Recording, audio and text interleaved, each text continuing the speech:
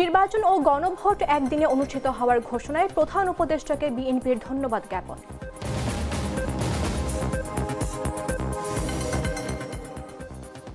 একদিনে গণভোট ও নির্বাচনের সিদ্ধান্ত প্রত্যাহারের দাবি জামাত সহ যুগপৎ আন্দোলনের শরিক ৮ দলের। স্কুলে ভর্তি নীতিমালা প্রকাশ, কোটা সহ এলো ৬ পরিবর্তন।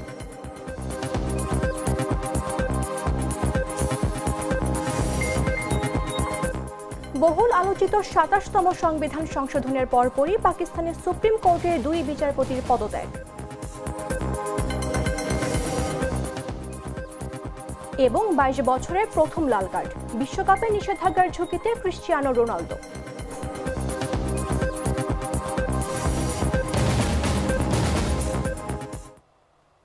আমন্ত্রণ বেলা ১১টার নিউজে, আপনাদের সাথে রয়েছে আমি মামদুহা রাইসা। মশলা বদলে ফেলেছি, এবার আপনিও বদলে ফেলুন। একবার প্রাণ গুঁড়া মশলা ব্যবহার করেই দেখুন। বাংলাদেশ জাতীয়তাবাদী দল বিএনপির স্থায়ী কমিটি বৃহস্পতিবার চেয়ারপারসন কার্যালয়ে অনুষ্ঠিত জরুরি বৈঠকের পর প্রেস ব্রিফিংয়ে প্রধান উপদেষ্টা অধ্যাপক ডক্টর মোহাম্মদ ইউনূসকে ধন্যবাদ জানিয়েছেন।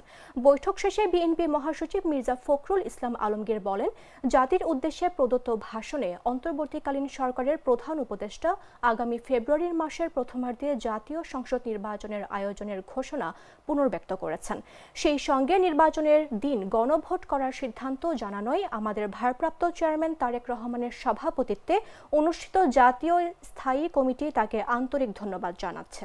অন্তর্বর্তীকালীন সরকারের প্রধান উপদেষ্টা আগামী ফেব্রুয়ারি মাসের প্রথমার্ধে জাতীয় সংসদ নির্বাচনের ঘোষণা পুনর্ব্যক্ত করায় এবং সংসদ নির্বাচনের দিন গণভোট অনুষ্ঠানের ঘোষণা দেয় বিএনপির ভারপ্রাপ্ত চেয়ারম্যান জনাব তারেক রহমানের সভাপতিত্বে অনুষ্ঠিত বাংলাদেশ জাতীয়তাবাদী দল বিএনপির জাতীয় স্থায়ী কমিটির সভায় তাকে ধন্যবাদ জানানো হয়।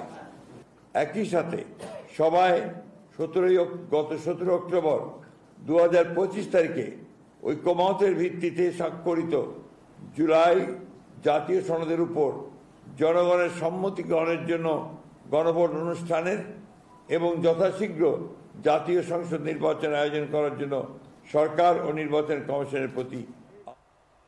এদিকে একই দিনে গণভোট ও নির্বাচনের সিদ্ধান্ত জানিয়ে দেয়া প্রধান উপদেষ্টার বক্তব্যের নিন্দা জানিয়েছে যুগপৎ আন্দোলনের শরিক ৮ দল।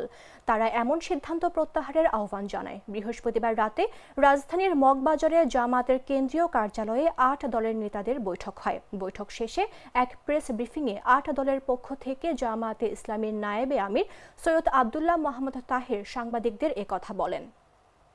আমরা আশা করেছিলাম আজকে প্রধান উপদেষ্টার ভাষণের মাধ্যমে এখনকার যে নির্বাচনের এবং বিভিন্ন দাবি দাবা নিয়ে যে কিছুটা বন্ধ্যাত্ব তৈরি হয়ে আছে, জট লেগে আছে, সেটার একটা সুষ্ঠু সমাধান হবে এবং পুরা জাতি একটা স্বস্তি পাবে বলে আমরা আশা করেছিলাম। কিন্তু আমার মনে হয় আজকে পুরো ভাষণটি বিশ্লেষণ করলে জাতির স্বস্তি এবং মুক্তির যে প্রত্যাশা করেছিল সেটা পূরণ হয়েছে এটা বলা যায় না। ভাষণে কতিপয় বিষয় আছে যেটি আমরা বিবেচনায় নিতে পারি, আবার কতিপয় বিষয় আছে যেটির কারণে কিছু যে ভালো দিক আছে সেটাও বাস্তবায়নের ক্ষেত্রে প্রশ্নবিদ্ধ হয়ে গিয়েছে। সুতরাং এক কথায় যদি আমরা এটাকে একটি পূর্ণাঙ্গ প্যাকেজ ধরি, তাই সেই প্যাকেজটি খুব ফলপ্রসূ কোনো সুখকর ভবিষ্যৎ দেবে বা স্বস্তি। সরকারি স্কুলে প্রথম থেকে নবম শ্রেণী পর্যন্ত শিক্ষার্থী ভর্তি নীতিমালা প্রকাশ করেছে শিক্ষা মন্ত্রণালয়। বৃহস্পতিবার শিক্ষা মন্ত্রণালয়ের মাধ্যমিক ও উচ্চ মাধ্যমিক বিভাগে এ নীতিমালা প্রকাশ করে। এতে সই করেছেন বিভাগের সচিব রেহেনা পারভীন। নীতিমালা অনুযায়ী সরকারি মাধ্যমিক বিদ্যালয়ে এন্ট্রি শ্রেণীতে এবং আসন শূন্য থাকার সাপেক্ষে নবম শ্রেণী পর্যন্ত সব শ্রেণীতে শিক্ষার্থী ভর্তি করা যাবে। জাতীয় শিক্ষানীতি ২০১০ অনুযায়ী ৬ বছরের বেশি বয়সী শিক্ষার্থীদের ভর্তি নিশ্চিত করতে হবে। তবে কাঙ্ক্ষিত শিক্ষাবর্ষের ১ জানুয়ারি তারিখে শিক্ষার্থীর সর্বনিম্ন বয়স ৫ বছর এবং ৩১ ডিসেম্বর তারিখে সর্বোচ্চ ৭ বছর পর্যন্ত হবে। যেমন ২০২৬ শিক্ষাবর্ষে ভর্তিকালে কোনো শিক্ষার্থীর বয়স সীমা সর্বনিম্ন ৫ বছর হবে, অর্থাৎ সর্বনিম্ন জন্ম তারিখ হবে ১ জানুয়ারি ২০২১ পর্যন্ত। সর্বোচ্চ বয়স সীমা ৭ বছর পর্যন্ত, অর্থাৎ জন্ম তারিখ ৩১ ডিসেম্বর ২০১৮ পর্যন্ত। পরবর্তী শ্রেণীগুলোতে বয়স নির্ধারণের বিষয়টি প্রথম শ্রেণীতে ভর্তি হওয়া শিক্ষার্থীদের ক্ষেত্রে ধারাবাহিকভাবে প্রযোজ্য হবে। শিক্ষার্থীদের বয়স নির্ধারণের জন্য ভর্তির আবেদন ফর্মের সঙ্গে অনলাইনে জন্ম নিবন্ধন সনদে সত্যায়িত কপি জমা দিতে হবে। বিশেষ চাহিদা সম্পন্ন শিক্ষার্থীদের বয়স নির্ধারণে সর্বোচ্চ ৫ বছরের অতিরিক্ত সুবিধা দেওয়া হবে।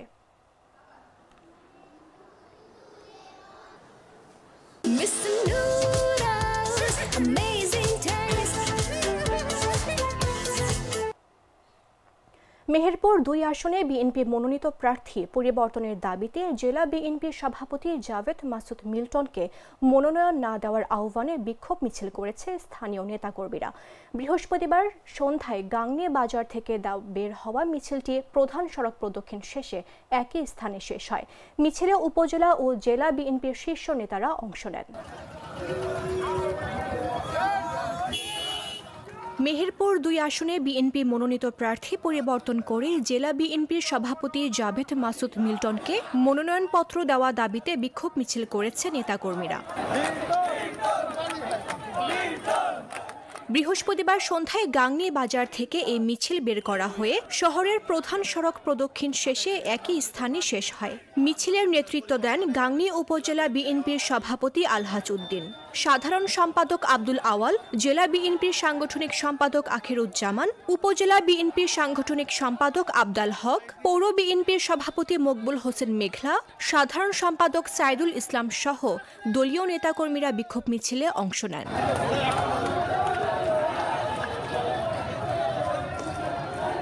মিছিল শেষে দলীয় কার্যালয়ের সামনে সংক্ষিপ্ত সমাবেশ অনুষ্ঠিত হয়। বন্ধুরা, আপনারা জানেন বিগত ৩ তারিখ থেকে আজকে ১৩ তারিখ লাগাতার ১০ দিন একভাবে আমরা এই রাজপথে আছি। যতক্ষণ পর্যন্ত আমাদের মনোনয়ন পরিবর্তন না হচ্ছে ততক্ষণ পর্যন্ত আমরা এই রাজপথে থাকব। আমার বিশ্বাস গাংনী উপজেলার বিএনপির মানুষ সহ সাধারণ জনতা যেভাবে গাংনীর সবচেয়ে প্রিয় নেতা মেহেরপুর জেলা বিএনপির সংগ্রামী সভাপতি জননেতা জাভেদ মাসুদের পক্ষে যেভাবে রাস্তায় নেমে পড়েছে, এই খবর আমাদের দেশনায়ক তারেক রহমানের কাছে পৌঁছায় দিতে। কিশোরগঞ্জের অষ্টগ্রামে সেচ প্রকল্প নিয়ে মিথ্যা তথ্য ও বিভ্রান্তিকর প্রচারণার বিরুদ্ধে প্রতিবাদ সভা করেছেন কৃষকেরা। বৃহস্পতিবার বিকেলে অষ্টগ্রাম 0 পয়েন্ট এলাকায় এ সভা অনুষ্ঠিত হয়। এতে উপজেলার বিভিন্ন ইউনিয়ন থেকে কয়েক শত কৃষক অংশ নেন। সভায় কৃষকেরা অভিযোগ করেন, একটি প্রভাবশালী মহল সেচ প্রকল্পে অনৈতিক সুবিধা নিতে না পেরে এখন বিভিন্ন মাধ্যমে মিথ্যা তথ্য প্রচার করছে। তারা বলেন, এসব অপপ্রচার প্রকল্প বাস্তবায়নে বাধা সৃষ্টি করছে এবং সাধারণ কৃষকদের বিভ্রান্ত করছে। কৃষকেরা এ সময় দাবি জানান, যারা মিথ্যা তথ্য প্রচার করছে তাদের দ্রুত আইনের আওতায় আনতে হবে এবং প্রশাসনের নজরদারি বাড়াতে হবে।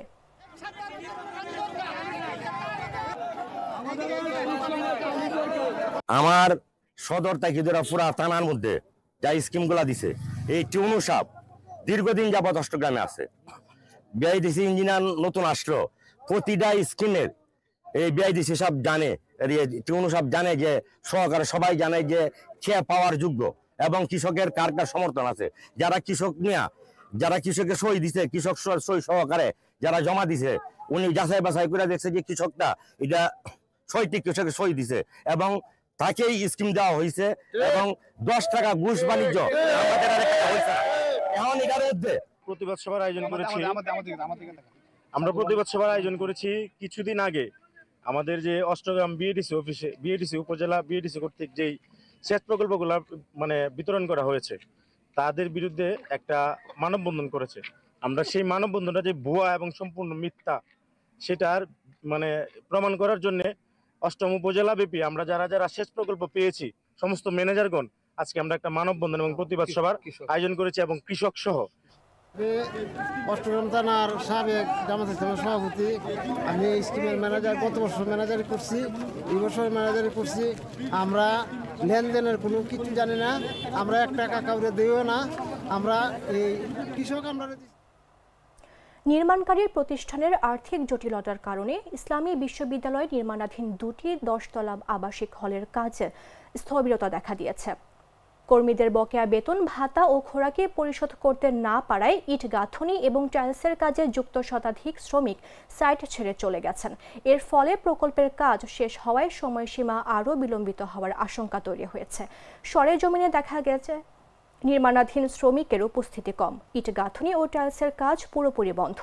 স্বল্প শ্রমিক থাকায় একটি ভবনের কাজ বন্ধ করে অন্যটির কাজ করা হচ্ছে। তবে লোকবল কমলেও রেলিং প্লাস্টার ও সিলিং প্লাস্টারের কাজ চলমান। সাইটের পরিবেশে স্থবিরতা, অসমাপ্ত দেয়াল ও পড়ে থাকা নির্মাণ সামগ্রীর মধ্যেই শ্রমিকরা কাজ চালিয়ে যাচ্ছেন। সংশ্লিষ্ট কর্মকর্তাদের উপস্থিতি থাকলেও পূর্ণ গতিতে কাজ ফেরার কোনো দৃশ্যমান প্রস্তুতি চোখে পড়েনি।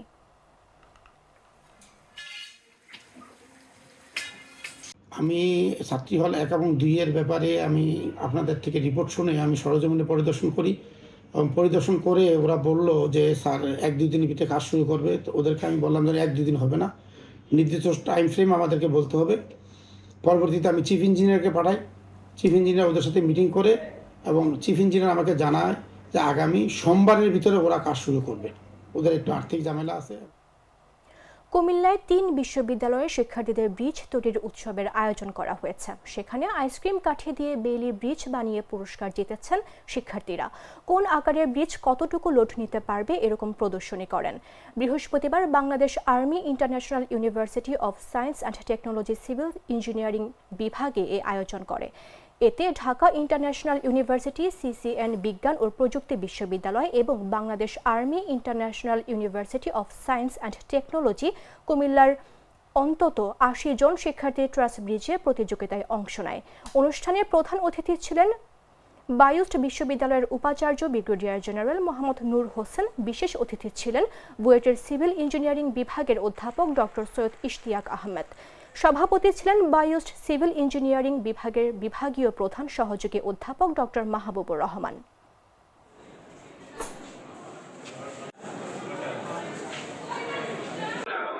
জানেন যে সিভিল ইঞ্জিনিয়ারিং এর মূল কাজটাই হচ্ছে সিভিলাইজেশন তৈরি করা, অর্থাৎ সভ্যতা তৈরি করার ভিতটাই গড়ে তোলে কিন্তু একজন পুরো প্রকৌশলী। তো তার ভিত যদি মজবুত না হয় তাহলে আমাদের সভ্যতাটাই কিন্তু দুর্বল হয়ে যায়। আমরা দেখি যে অনেক জায়গায় অনেক সময় স্ট্রাকচার তৈরি করা হয়, অনেক কাঠামো তৈরি করা হয়, বিল্ডিং, ব্রিজ, রাস্তাঘাট এগুলি তৈরি করা হয়। আমরা চাই যে এগুলি সর্বোত্তম ব্যবহার যেন নিশ্চিত হয় এবং কালের বিবর্তনের জন্য এগুলো টিকে থাকে। আমাদের মেধা তোমরা নিজেরাই দেখেছো, হ্যাঁ, তোমরা নিজেরাই প্রমাণ করেছো তোমরা পারো।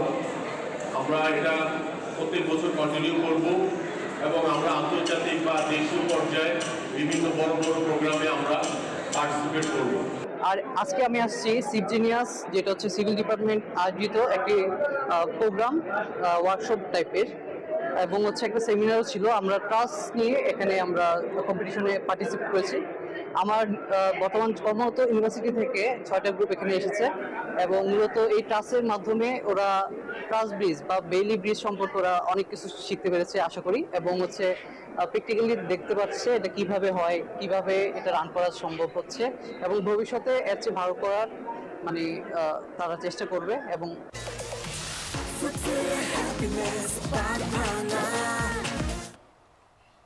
জানাবো আন্তর্জাতিক সংবাদ।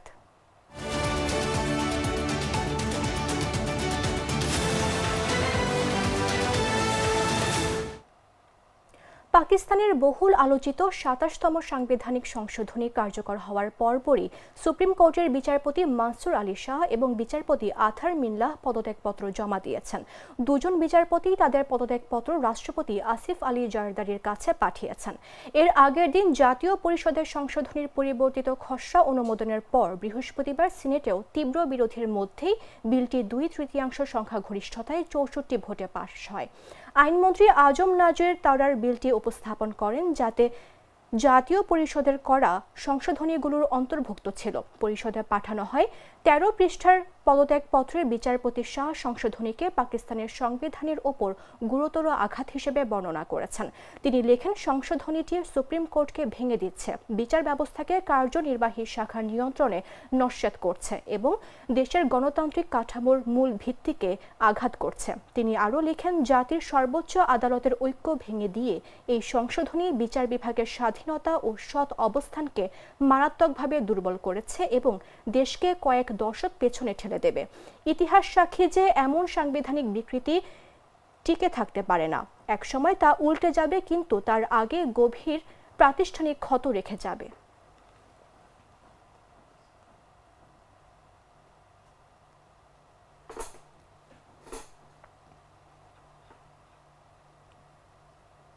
সংবাদ শেষ করব খেলার খবর জানিয়ে।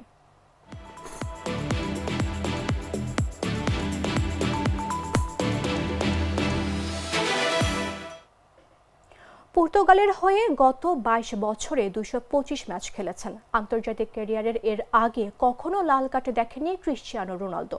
এবার যেটা দেখলেন, বৃহস্পতিবার রাতে বিশ্বকাপ বাছাই ম্যাচে আয়ারল্যান্ডকে চমকে দেখিয়ে পর্তুগালকে ২-০ ব্যবধানে হারিয়েছে। এই ম্যাচে প্রতিপক্ষ এক খেলোয়াড়কে কোনোই মেরে লাল কার্ড দেখেছেন রোনালদো, যা তাকে বিশ্বকাপ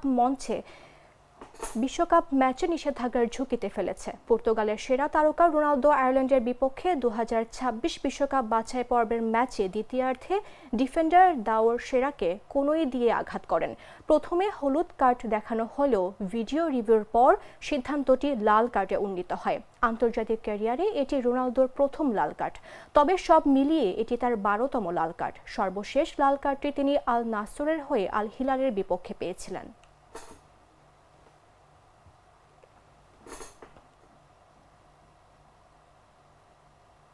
সংবাদ শেষ করার পূর্বে শিরোনামগুলো জানিয়ে দিচ্ছে আরও একবার।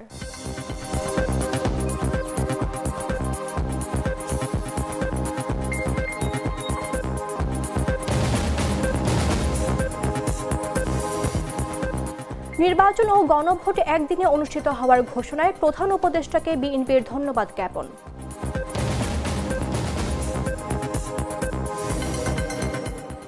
একদিনে গণভোট ও নির্বাচনের সিদ্ধান্ত প্রত্যাহারের দাবি জামাত সহ যুগপৎ আন্দোলনের শরিক ৮ দলের।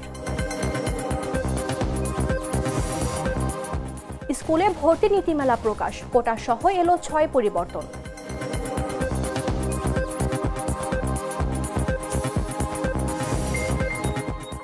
বহুল আলোচিত ২৭তম সংবিধান সংশোধনের পরপরই পাকিস্তানের সুপ্রিম কোর্টের ২ বিচারপতির পদত্যাগ।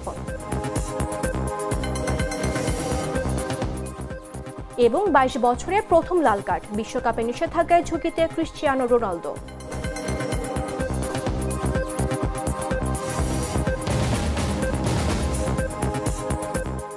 দর্শক, এই ছিল এখনকার মতো। প্রতি মুহূর্তে সর্বশেষ খবর জানতে ভিজিট করুন jagonews24.com। ফলো করুন আমাদের ভেরিফাইড ফেসবুক পেজ এবং সাবস্ক্রাইব করুন জাগো নিউজের ইউটিউব চ্যানেল। ধন্যবাদ সবাইকে।